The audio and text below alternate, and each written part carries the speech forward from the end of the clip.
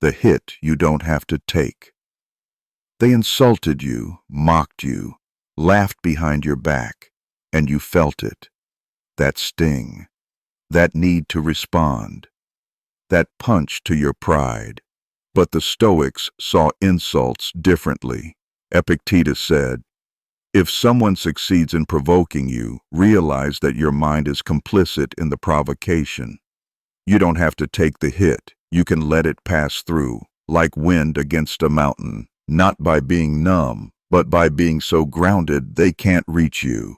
In part 2, we'll unpack why insults sting and how to disarm them before they enter. Why insults land where we're unaware. Insults find the cracks. Insecurity, doubt, unhealed wounds. We get triggered not by what was said, but by what we believed might be true. That's why Stoic self-knowledge is key.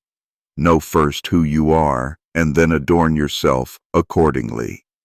Epictetus, if you know who you are, no one can tell you who you're not.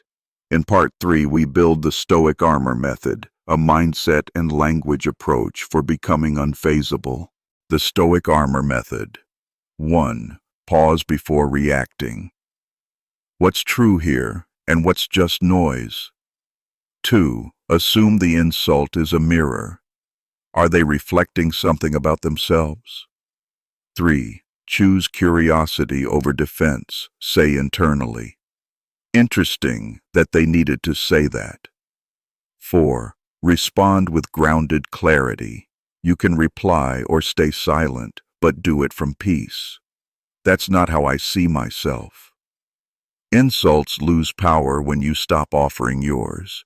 In part 4, we turn this into a daily practice of insult-proof confidence. Daily practice, building insult immunity.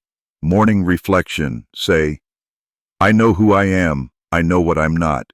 Midday mirror. Check. Ask, did anything get to me today? If yes, breathe. Reframe. Let go. Evening review. Journal. What did I take personally today that doesn't define me? What truth did I stand in instead? This daily work becomes your shield. In part 5, we test it live with the 3-day insult reframe challenge. The 3-day insult reframe challenge. For 3 days. 1. Notice each time you feel stung by a comment. 2. Apply the Stoic armor method. 3. Reflect. Did I defend my peace or hand it away? Drop the word untouchable in the comments.